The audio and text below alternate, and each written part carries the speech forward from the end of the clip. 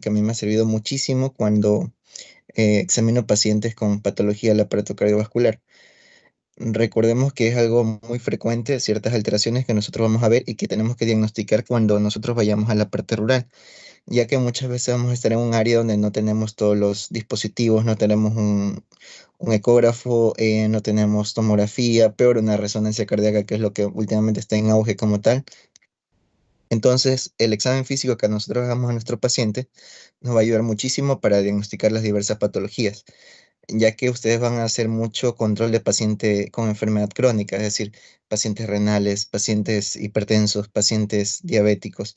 Entonces es fundamental que aprendan de manera adecuada el manejo como tal de una inspección correcta del paciente, ¿sí?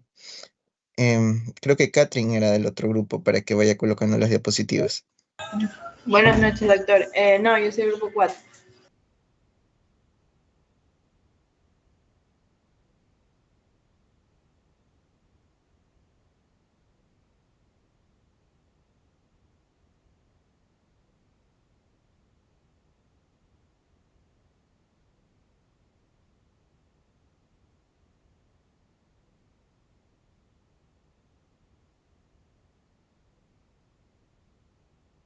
Perdón, de este grupo era, si mal no recuerdo, Carlos Panta, Demi Oñate, Romina y Vanessa. Sí,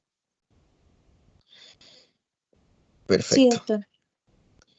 perfecto, muy bien. Bueno, entonces, comencemos con Demi, ¿ya?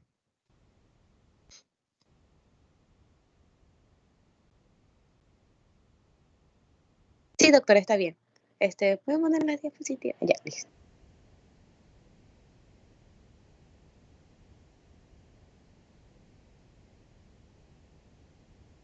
Bueno, buenas noches, compañeros. Mi nombre es Demi.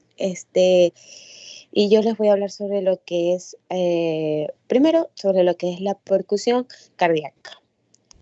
Siguiente diapositiva. Bueno, para para poder empezar con lo que es el procedimiento de la percusión en el área cardíaca, tenemos que evaluar el tamaño y los bordes del corazón. Aquí la única zona de matidez normal del corazón y los grandes vasos van a tener forma rectangular. Aquí vamos a incluir lo que son los espacios intercostales en lo que respecta el cuarto y el quinto. Y también esto se va a extender hasta la línea paraesternal izquierda, hasta lo que es la línea hemiclavicular del mismo lado. El esternón va a presentar lo que es la matidez, es lo que es la sonoridad torácica normal en toda su extensión. Aquí vamos a encontrar lo que es matidez en el agrandamiento del ventrículo derecho y en el derrame pericárdico voluminoso, lo cual es un hallazgo que se va a denominar el signo de Hendry.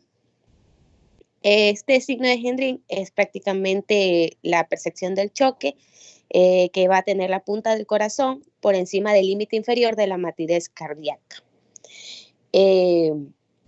Aquí, en esta teoría, es sencillo distinguir lo que es el sonido mate del corazón y también el sonido claro del pulmón.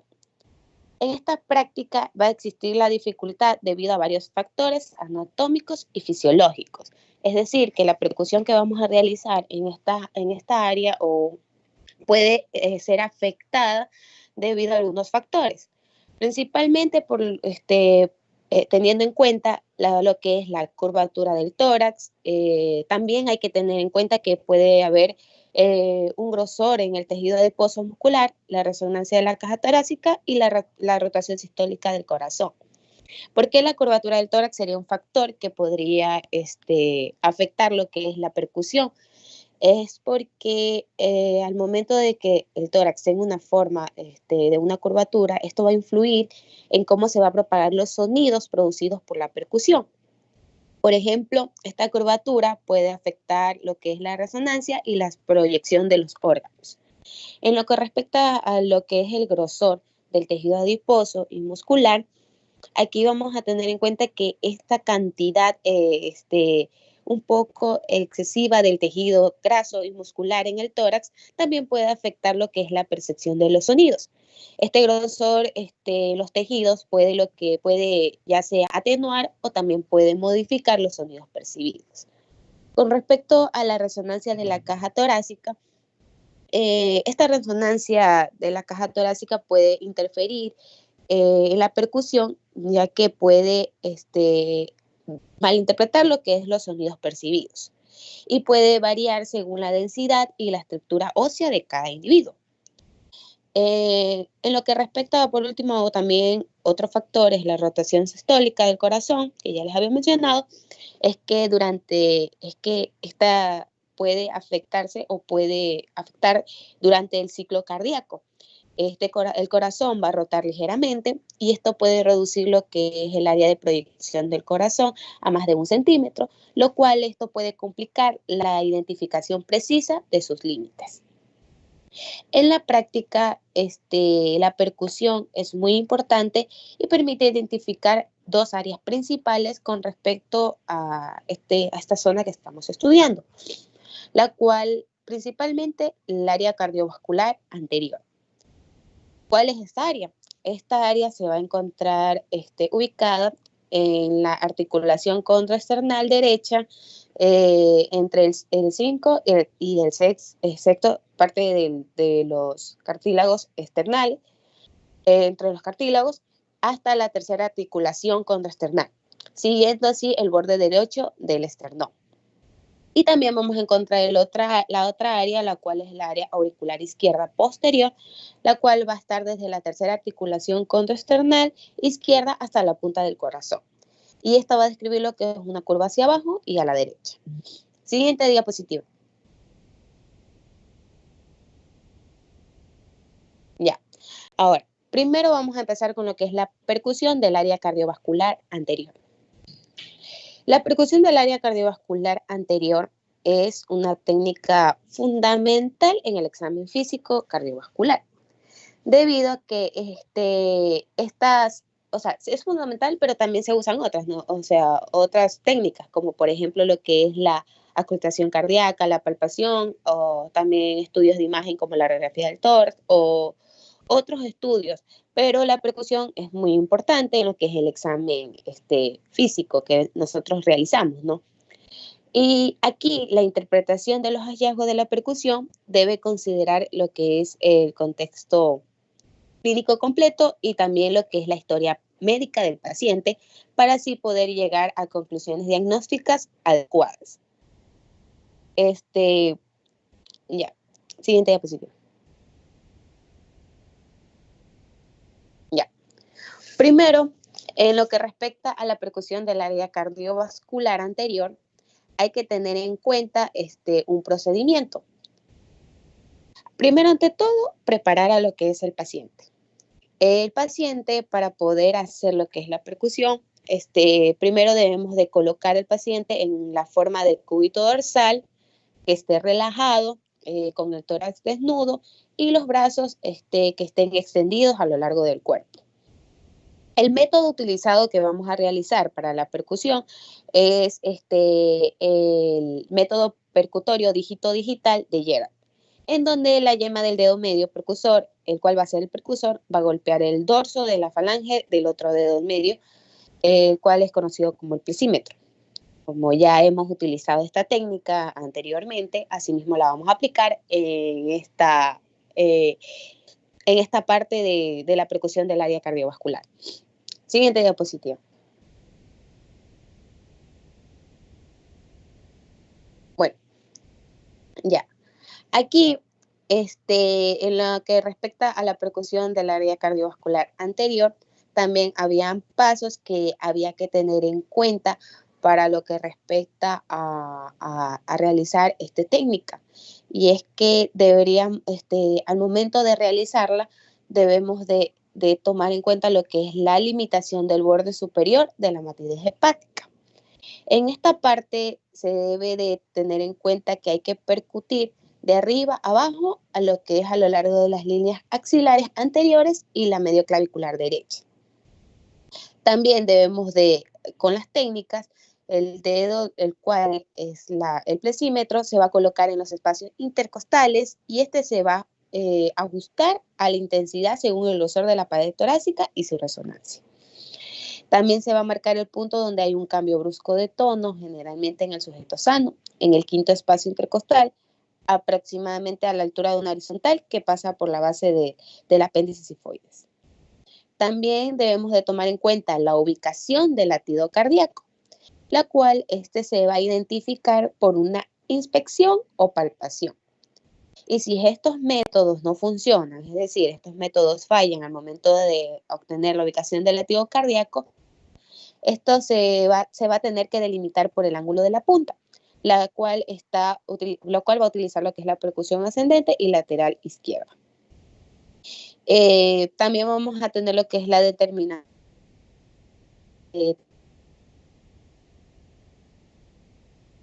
cardiovascular, en donde vamos a poderla determinarla mediante la percusión que se realiza fuera y adentro desde la línea medio clavicular con el dedo paralelo del esternón. Aquí esto se va a encontrar por el borde derecho entre la cuarta y la sexta articulación contrasternal. Y esto va a encender paralelamente al borde esternal derecho hasta la tercera articulación contrasternal. También se tiene que identificar el borde derecho de la proyección aórtica y esto va a percutir desde el extremo superior hacia abajo sobre el manubrio del esternón. Y también iría lo que era, ¿qué más? Sí, ya. Y siguiente diapositiva.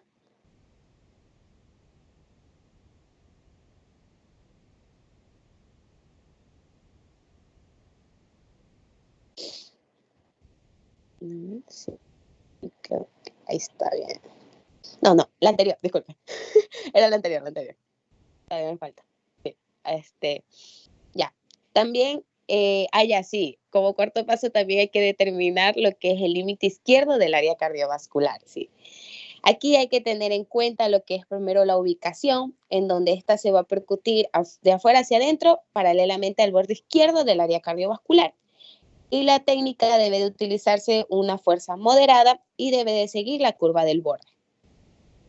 En lo que respecta a los puntos también encontramos los puntos de referencias. Aquí vamos a encontrar encima de la tercera articulación contrasternal, la aorta va a estar en una forma de un casquete convexo hacia la izquierda y va a sobresalir de 2 a 3 centímetros del borde esternal. Si está ubicado debajo del casquete aórtico, va a comenzar desde la convexidad cardíaca, es decir, desde el ventrículo izquierdo y va a llegar hasta la punta del corazón. Con respecto a esta parte, aquí vamos a tener una interpretación del sonido, en donde vamos a ver el primer cambio de tono, que va a indicar el borde externo del ventrículo izquierdo a un dedo del contorno real.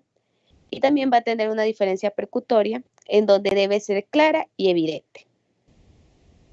Ya, hay que tener en cuenta los detalles anatómicos, y es que va a haber una depresión en el segundo espacio intercostal izquierdo.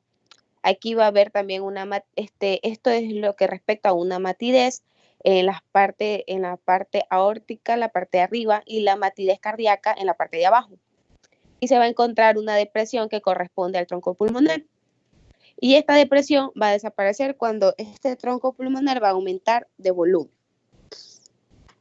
Tenemos, y como último voy a decirles lo que es las medidas del área aórtica, en la cual el ancho del área aórtica debe de ser de 4 a 5 centímetros en hombres y de 3 a 5 centímetros en mujeres. Y los límites máximos del área cardíaca, a la derecha de la línea medioesternal de 4 a 5 centímetros y a la izquierda de la línea medioesternal debe de ser de 8 a 11 centímetros. Siguiente diapositiva. Ya, a ver. Aquí, lo que respecta a la percusión del área auricular izquierda posterior, primero que nada, vamos a proyectar lo que es la región intercapular izquierda. Vamos a tener que localizar la aurícula izquierda normal. cuando está en estado normal, se va a proyectar en la zona entre las escápulas y en la parte posterior del tórax. La forma y la ubicación es que la aurícula izquierda va a aparecer como un rectángulo paralelo a la columna vertebral y va a estar situado entre las vértebras T2 y T4. Este rectángulo va a tener un tamaño aproximado de 4 por 3 centímetros. Aquí vamos a encontrar también alteraciones patológicas, como por ejemplo podemos ver lo que es, podríamos encontrar lo que es el agrandamiento de la aurícula izquierda. En casos de valvulopatías mitrales, también la aurícula izquierda puede agrandarse significativamente. Y este agrandamiento se puede causar debido a una atelectasia comprensiva o también síndromes como que pueden afectar y pueden agrandar la aurícula izquierda, como un conjunto de síntomas físicos, que esto puede imitar lo que es un ejemplo como la tuberculosis, y esto también podría afectar debido a que la tuberculosis va a comprimir, va a causar una comprensión del pulmón.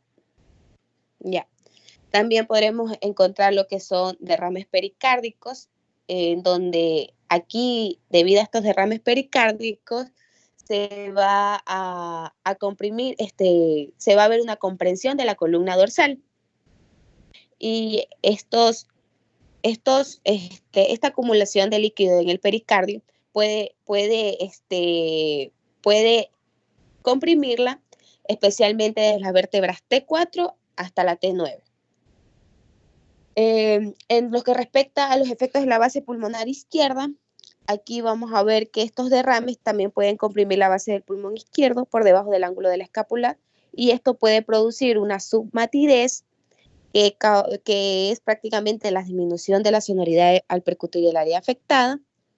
También puede producir una respiración ruda o soplante, en donde los sonidos respiratorios van a estar alterados.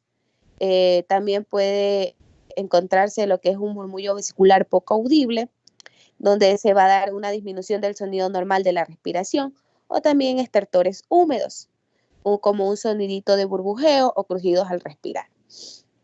Ya. También podemos ver lo que es el síndrome de PINS.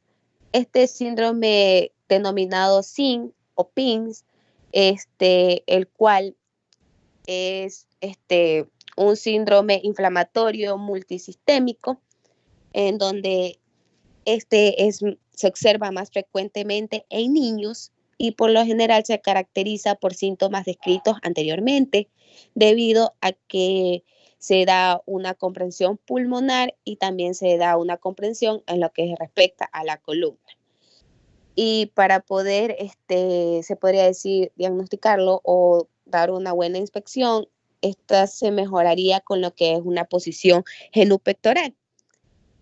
Como podemos ver en la imagen, esta posición es de rodillas y con el pecho apoyado, y las respiraciones deben de ser profundas.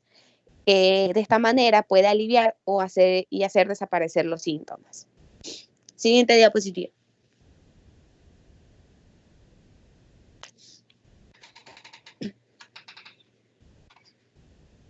Ya. Aquí vamos a hablar sobre lo que es anomalías más importantes del área percutora. Aquí podemos encontrar dos áreas importantes: el área cardíaca y el área vascular. En lo que respecta al área cardíaca, vamos a ver lo que es un aumento transversal. Por ejemplo, podemos ver pícnicos, o sea, los pacientes pueden ser pícnicos, o sea, personas con una complexión corpulenta. También elevaciones, es decir, aumento del tamaño del corazón debido a la hipertrofia que se dé, o la dilatación. También tenemos la dilatación global del corazón, la cual se va a expandir todas las cámaras del corazón, y esto puede deberse a diversas cardiomiopatías o insuficiencia cardíaca. Y también un derrame del pericardio. como ya lo había dicho anterior, es una acumulación de líquido en el pericardio. Y esto puede aumentar el tamaño percibido del corazón. También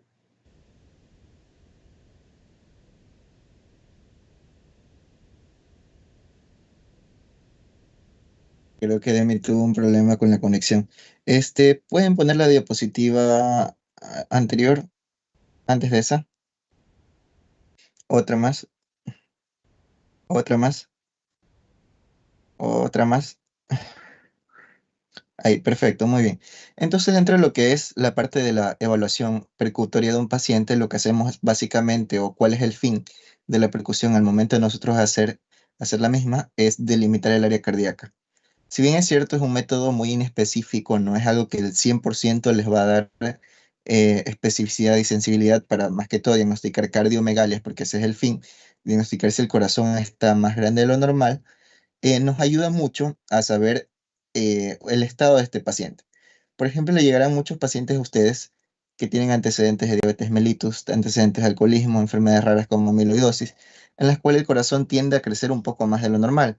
O, por ejemplo, dentro de las enfermedades infecciosas, pacientes con Chagas, que ya en la actualidad casi no se ve mucho. Pero lo que hacemos básicamente en el área, la parte de percusión, es delimitar el área precordial, que yo se los envío en una tarea.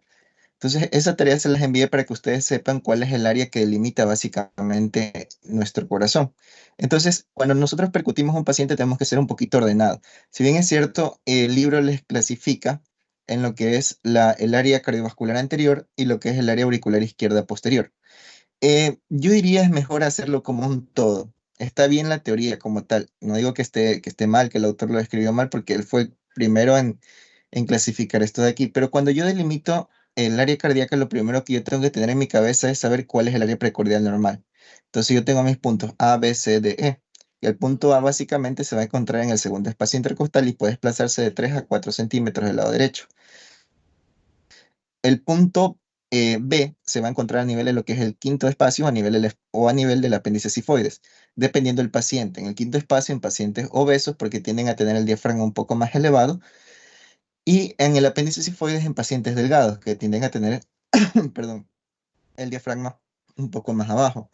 El punto C básicamente corresponde a la punta del corazón, que normalmente se encuentra en la línea medio clavicular, entre 5 a 8 centímetros, del quinto espacio intercostal.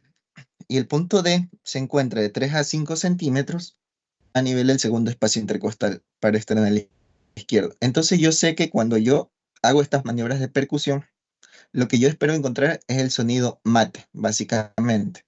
Recuerdan que el corazón se encuentra englobado por mi pulmón. El pulmón del lado izquierdo, recuerden que da como que abraza el corazón y por ende, anatómicamente, en lo que es el lóbulo inferior, se forma un área o una impresión que se llama la impresión cardíaca. Perdón si toso un poquito, ando algo enfermo. Entonces, ¿qué va a ocurrir?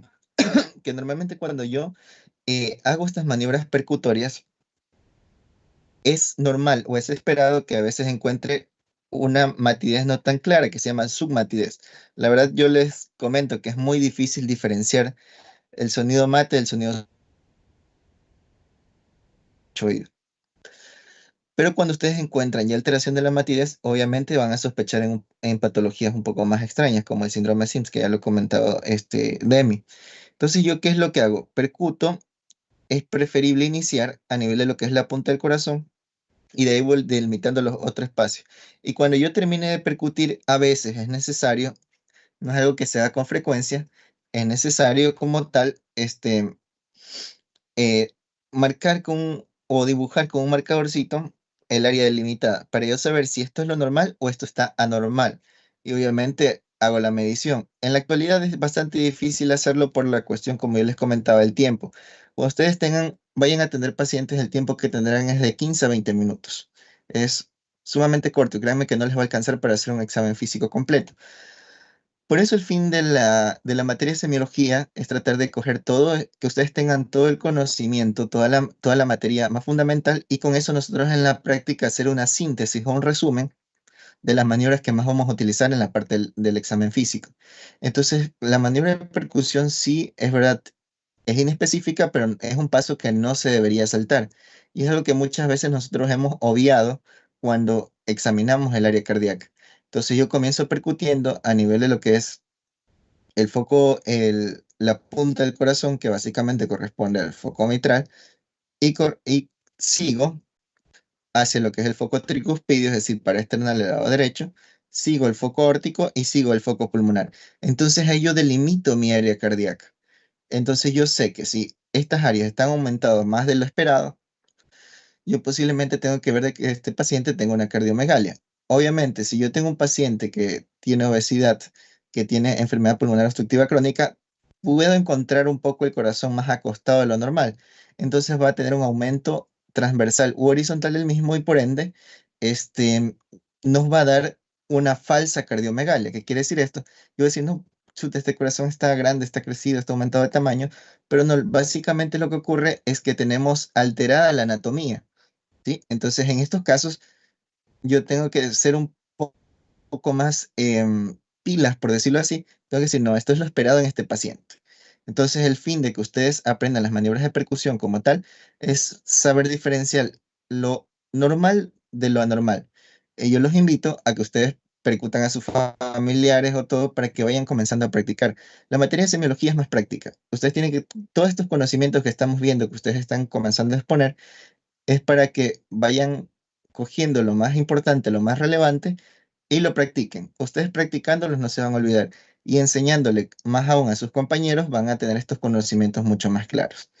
Desmi, creo que te faltó lo de la parte vascular, ¿verdad? Para que continúes ese pedacito y de ahí continuaría la parte de auscultación, Carlos. Sí.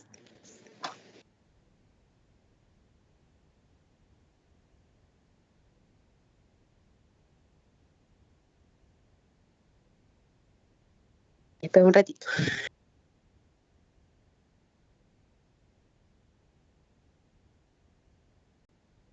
Es que me voy a acomodar. A ver.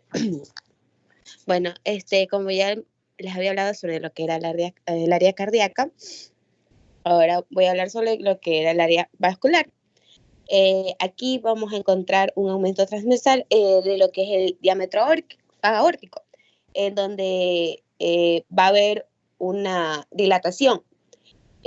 También podría encontrarse lo que es un aumento en el lado izquierdo, en donde se podría encontrar una ortitis, aneurisma del callo aórtico y un aumento también del lado derecho, en donde vamos a encontrar un aneurisma de la aorta ascendente y un aneurisma del tronco branquiocefálico. Y aquí vamos a encontrar una submatidez en forma de puente, y esta va a indicar que la aorta descendente va a percutir debido a su despliegue ectásico y un aneurisma de la aorta descendente. El área auricular izquierda va a tener el aumento del tamaño, en donde esta va a aparecer agrandada debido a lo que es una estenosis mitral o también una insuficiencia mitral. La estenosis mitral ya es el estrechamiento de la válvula mitral y esto va a obstruir lo que es el flujo sanguíneo, y la insuficiencia mitral, la válvula mitral no va a cerrar correctamente y esto va a permitir que haya un reflujo en la sangre hacia la aurícula izquierda. Ya, gracias.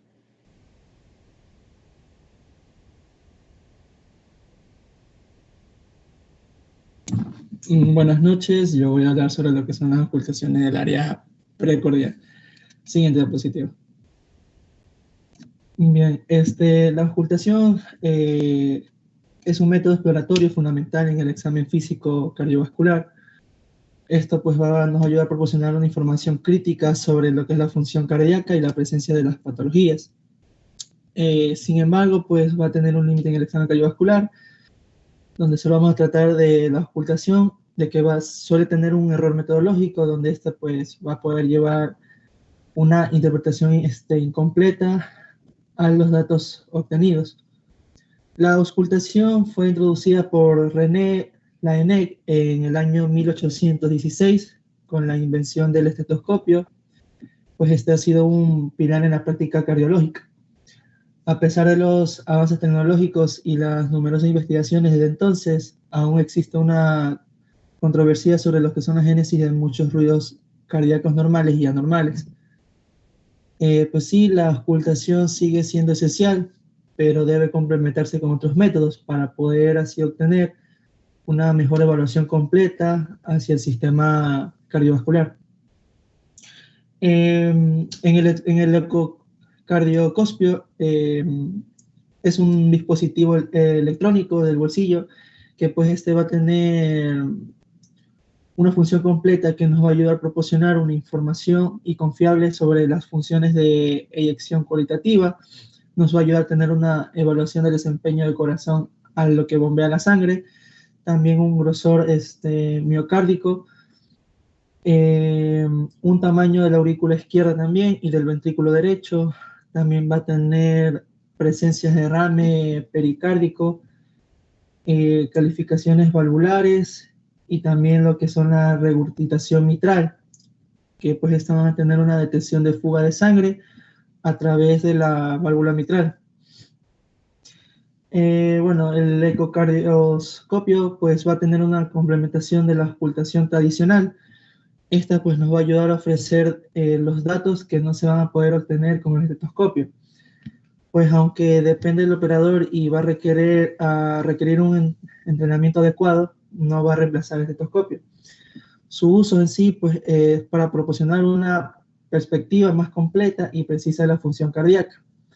Estas nos van a ayudar a integrar la auscultación con imágenes y datos adicionales para tener una mejor evaluación más detallada del estado cardiovascular del paciente. Siguiente diapositiva. En metodología y condiciones técnicas, primero que nada, pues un ambiente silencioso para poder asegurar un ambiente sin ruidos, para poder tener también una mejor identificación y un análisis sobre los sonidos. También posición del examinador y uso del estetoscopio. Primero que nada, pues la posición. El examen pues se va a realizar desde la derecha del paciente. Las herramientas son importantes, tener la membrana del estetoscopio que se va a poder utilizar para identificar mejor los ruidos agudos. En la campana del estetoscopio pues nos va a ayudar a complementar la auscultación para poder detectar ruidos o sangres graves, o sonidos graves, perdón. En identificación del primer ruido,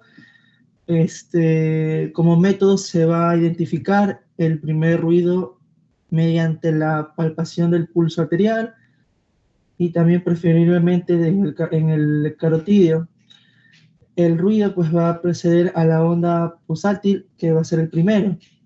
En las maniobras complementarias vamos a utilizar lo que son las maniobras como la de Rivero-Carballo, pues que esta pues va a aumentar el retorno venoso al ventrículo derecho. Y pues va a tener lo que son las diferencias también del lado izquierdo. En examen de la zona apexiana o en el área mitral, vamos a ver sobre la posición del paciente, que va a estar en decúbito lateral izquierdo. Esta posición pues nos va a ayudar a facilitar la evaluación del área mitral. Como procedimiento, el estetoscopio debe mantenerse en contacto con la zona examinada mientras el paciente va a cambiar de posición para poder asegurar la continuidad de la auscultación. Como examen de la región basal del corazón, va a estar con la posición ascendente con el tórax inclinado hacia adelante, pues esta posición nos va a ayudar para tener una evaluación de la región basal del corazón, para que nos ayude, pues así facilitando la audición de ciertos fenómenos acústicos. También como inspiración profunda para poder magnificar los fenómenos acústicos del lado derecho del corazón. También como la posición de Azulay, que es el paciente cuando está sentado con el tórax inclinado hacia adelante para poder evaluar la región basal del corazón. Siguiente diapositiva, por favor. Ya, aquí tenemos áreas o focos de ocultaciones. Son 7 puntos claves e importantes. El primero son los focos mitral o apexiano. Tenemos como ubicación que está ubicado en el área apexiana, generalmente en el quinto espacio intercostal, línea media clavicular izquierda. Como su característica, pues se va a escuchar mejor los ruidos generados en el aparato valvular mitral debido al mayor contacto del ventrículo izquierdo con la pared costal. En el punto número 2, como foco tricúspide, en la ubicación va a haber una proyección en la porción inferior del esternón, cerca del cuarto y quinto espacio intercostal, que va a tener una margen izquierda del esternón. Como características, pues vamos a percibir los fenómenos obstructivos de la válvula tricúspide, que estas pues van a estar proyectados por el ventrículo derecho. En el punto 3, los focos aórticos. Su ubicación está en el segundo espacio intercostal, margen derecho del esternón. Pues estas van a responder a la zona donde se proyectan los ruidos valvulares aórticos a la porción supraesmoidea de la arteria. En el punto número 4 son los focos aórticos o los accesorios de ERB. Su ubicación pues está en el tercer espacio intercostal, que va a tener un margen izquierdo del esternón. Pues aquí vamos a proyectar los fenómenos acústicos, valvulares, aórticos, pues especialmente los que están de la regurgitación valvular. Punto 5, el foco pulmonar, que está ubicado en el segundo espacio intercostal, margen izquierdo del esternón, y sus características están en las zonas donde se percibe un mejor ruido en la válvula pulmonar. Punto 6, el foco mesocárdico, pues que esta va a tener una ubicación de tercer y cuarto espacio intercostal sobre el cuerpo esternal y áreas vecinas, derecha e izquierda.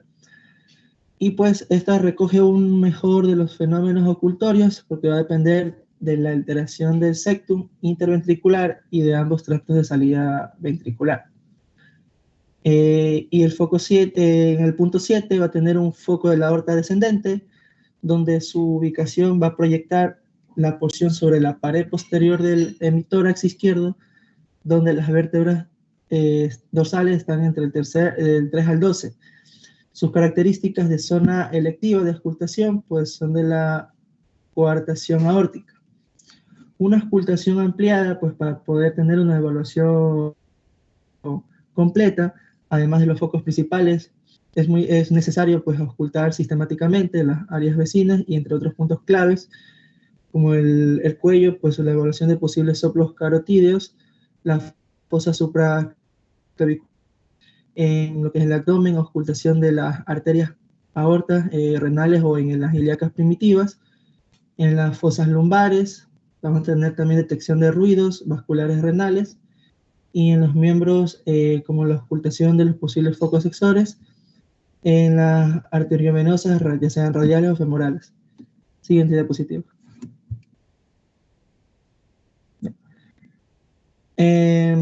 Ruidos cardíacos normales. En primer ruido cardíaco, pues se va a caracterizar por ser de tono bajo y timbre suave, con una duración larga, pues esta va a oscilar entre los 0,0 y 0,16 segundos. Este sonido se va a producir por el cierre de las válvulas mitral y tricúspide al inicio de la sístole ventricular. En el momento de la aparición se va a escuchar aproximadamente 0,55 segundos después del comienzo de la onda en el electrocardiograma. Su localización pues da una mejor percepción en la región de la punta del corazón y una intensidad comparativa pues en el foco mitral, que es más intenso que en el foco tricúspide, que también en sí es más fuerte que en el segundo ruido, y en estos ambos sitios pues es un poco más grave que en el S2, con una frecuencia que va a variar entre 400 y 130 ciclos por segundo. En el segundo ruido cardíaco, pues se va a caracterizar por ser breve y de tonalidad aguda. Este sonido coincide con el inicio de la diástole ventricular y se va a generar por el cierre de las válvulas sigmoidas, aórticas y pulmonares. Va a tener un tono y timbre agudo, su duración pues va a oscilar entre los 6 y 12 segundos, la frecuencia pues va a variar entre 50 y 150 ciclos por segundo, y su momento de aparición pues es cuando marca el final de la sístole mecánica y un electrocardiograma sin alteraciones, que pues esta va a coincidir con la rama descendente de la onda T. Y la intensidad de localización de mejor percusión, pues tenemos los focos pulmonares y los focos aórticos. Focos pulmonares suelen ser más intensos en los jóvenes y los focos aórticos son más intensos en adultos y ancianos. En el tercer ruido cardíaco, pues este es un sonido sordo y de tono bajo que se asemeja a un eco apagado del segundo ruido. Su duración va a oscilar entre los 0.04 y 0.08 segundos. Se va a producir durante la fase que se va de llenado de rápido ventricular, cuando estos pues se abren las válvulas aurocoventriculares. Muy bien, en la localización de mejor percusión va a tener un decúbito lateral izquierdo a nivel de los cuartos y quinto espacio intercostales, especialmente pues durante la expiración forzada. Su intensidad y condiciones de percepción van a tener lo que son las maniobras de incremento del retorno venoso, que pues estas se van a tener unas maniobras que aumentan el retorno venoso y el llenado rápido ventricular. Va a tener también una compresión abdominal, o también con la posición de Asolai, que es levantar las piernas y brazos del sujeto acostado. En lo que son los comunes los jóvenes, se va a encontrar lo que son, suele ser comunes en los jóvenes, siendo raro también después de los adultos, de los 30 años, y muy raro también después de los 40. Como un tercer ruido cardíaco, se va a atribuir pues, a dos mecanismos principales, que son la vibración del músculo ventricular. Estas son causadas por el abrupto llenado rápido del ventrículo de relajación y la tensión del aparato valvular mitral, que va a ser provocado por el rápido ascensor del anillo de la válvula mitral, debido pues que está teniendo una relajación y una entrada sanguínea. En el cuarto ruido cardíaco se va a originar por la contracción auricular y la distensión telediastólica, lo que también se va a denominar como un tono atrial. Este fenómeno pues ocurre en el inicio de la diástole ventricular. Su tono y timbre son bajo y sordo, su duración es similar al tercer ruido, oscilando entre los 0.04 y 0.08 segundos. Su localización de mejor percepción es en la base del apéndice xifoides y en los espacios intercostales izquierdos, especialmente entre el tercer y cuarto. Su frecuencia va a ser baja, alrededor de los 30 ciclos por segundo. Su temporalidad pues se escribe por un promedio de 0.14 segundos del comienzo de la onda P del electrocardiograma, y esta pues aparece a una escasa distancia del primer ruido. No suele oírse en personas sanas en reposo, y como último punto puede ser indicativa de una condición patológica como hipertrofia ventricular izquierda, estenosis mitral, o pues también cualquier situación que implique una resistencia al llenado ventricular. Siguiente diapositiva.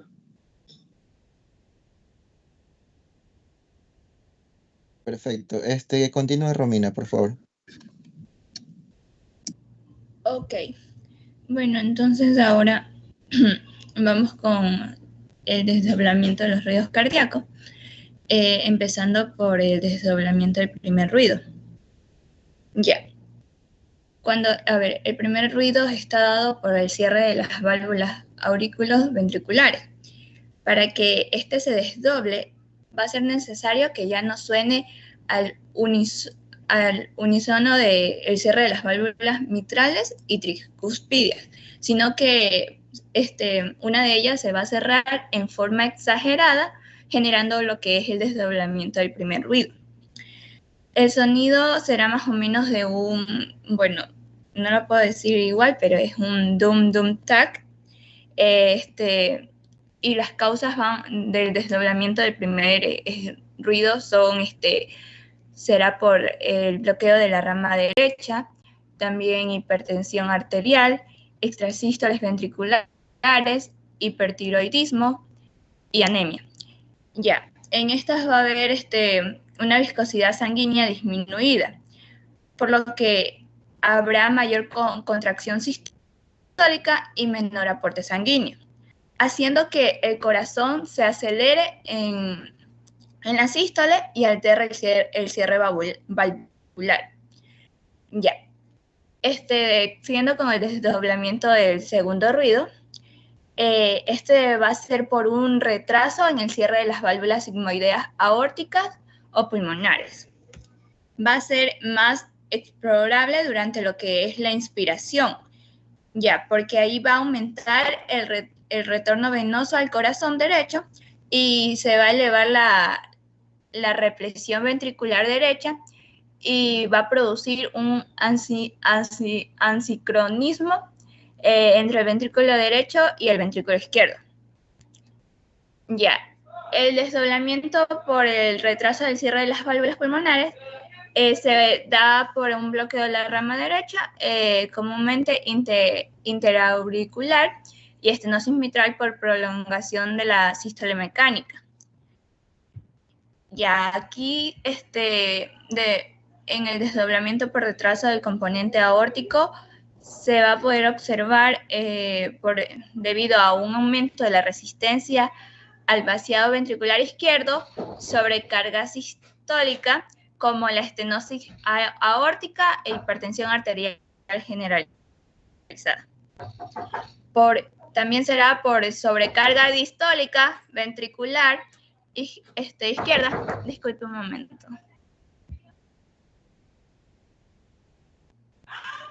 Ya, perfecto.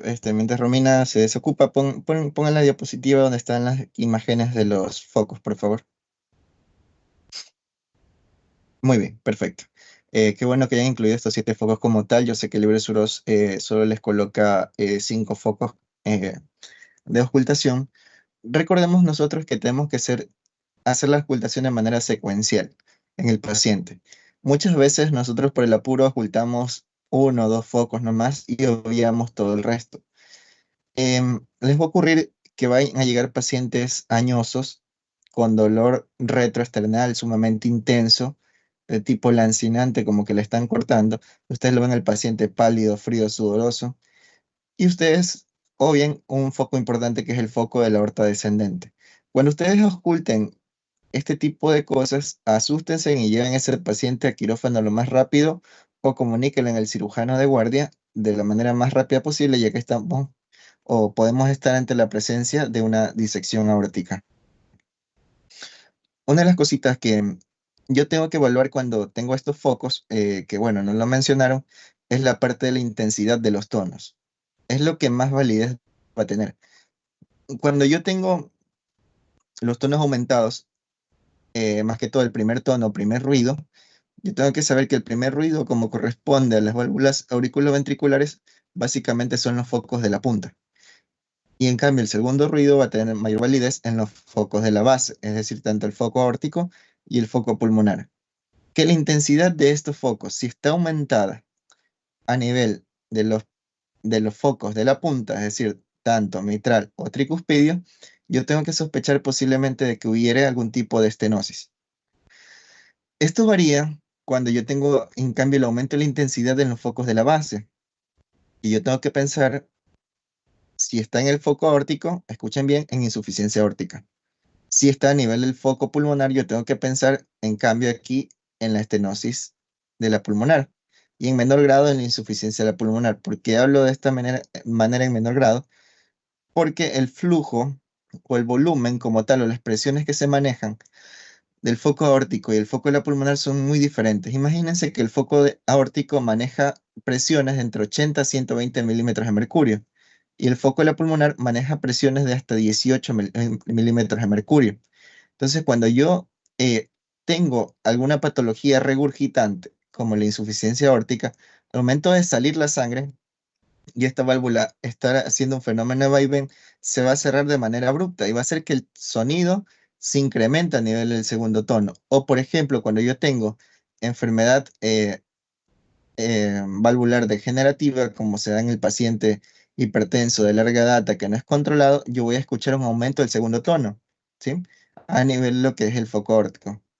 Entonces, estos focos, como ya lo mencionó Carlos, van a tener sus diversas ubicaciones. El foco ocultatorio adicional de ERP o el foco accesorio aórtico de ERP nos va a servir de mucha importancia más que todo cuando yo quiero diferenciar ciertas miocardiopatías hipertróficas o alteración a nivel del salida del tracto de la aorta. Entonces, vamos a escuchar un aumento o vamos a escuchar soplos a nivel de lo que es este foco. El foco mesocárdico, en cambio, nos ayuda a dilucidar muchas veces las patologías que se dan más en el lado derecho. Dentro de ellas, lo que es la insuficiencia tricuspidia. Si bien es cierto, la insuficiencia tricuspidia es sumamente rara, porque más se presenta cuando ya tenemos pacientes en estadios finales de una insuficiencia cardíaca o tenemos pacientes con patologías congénitas. Vamos a escuchar mayor alteración a nivel de lo que es el foco mesocárdico. Entonces, cuando ustedes hagan la ocultación del paciente con lesión de cardiovascular, ustedes tienen que hacer la secuencia tal y cual como le indicaron, de los 7 focos que mencionó Carlos. Pon la siguiente diapositiva, por favor. Entonces, recuerden, estos son los ruidos que nosotros podemos presentar a un paciente. Hasta el tercer ruido se consideran normal en ciertas patologías. El cuarto ruido normalmente es patológico, ¿sí? El primer ruido básicamente va a ser el sonidito del tum, que básicamente se cierran las válvulas mitral y tricuspidia para iniciar el periodo de la sístole. Y el segundo ruido básicamente va a marcar el final de la sístole y lo que es el inicio de la diástole. Entonces, y este va a corresponder básicamente al cierre de las válvulas semilunares, que son tanto la aorta como la pulmonar. Entre el primer y segundo ruido va a haber un pequeño silencio, que así se lo denomina, que es el espacio que nosotros tenemos entre el primero y el segundo ruido, que es el primer silencio. El gran silencio, en cambio, tenemos entre el segundo y el primer ruido. Nosotros tenemos dun tac, dun tac, dun tac. Entonces, entre el dun y el tac, el periodo es muy corto, pero en cambio, entre el tac y el dun, el periodo va a ser un poquito más largo, y por eso esta parte se le llamó como gran silencio.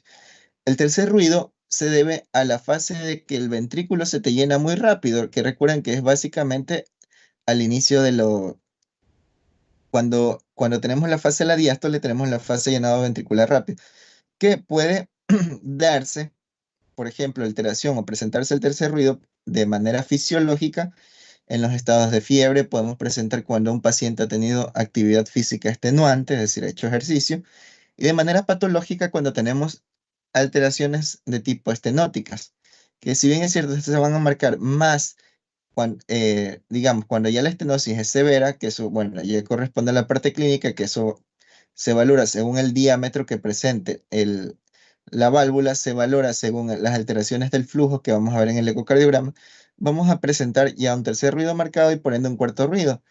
Y vamos a formar muchas veces un ruido que se llama el ruido de galope, que es tal y cual ustedes escuchan un caballo. Cuando ustedes escuchen eso, ese paciente está mal.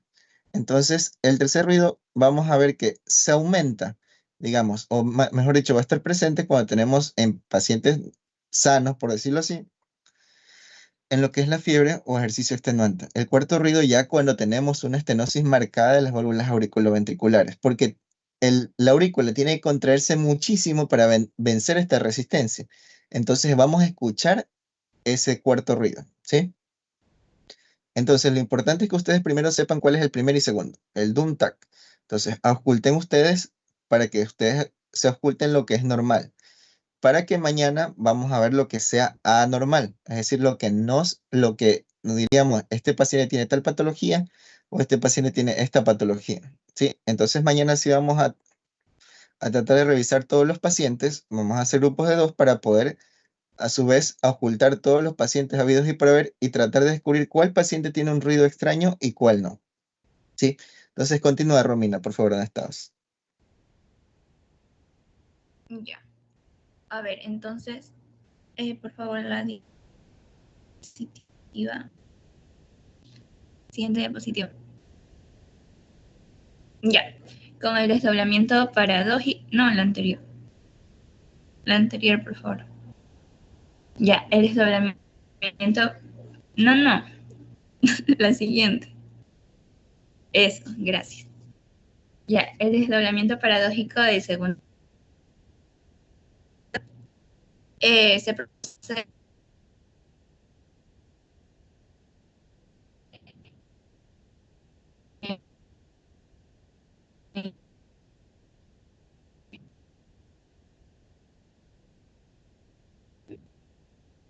si se va a atenuar o va a desaparecer.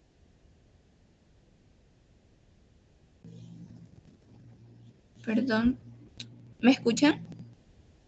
Ahí sí, Romina, tenías creo un pequeño problema con el audio. Sí, se conectó. Ajá. Ya, y en las mecánicas, como la estenosis aórtica valvular grave, o conducto arterioso persistente, o también por hipertensión arterial grave. Ya, ¿qué va a pasar aquí? Se va a producir un retraso en la activación de la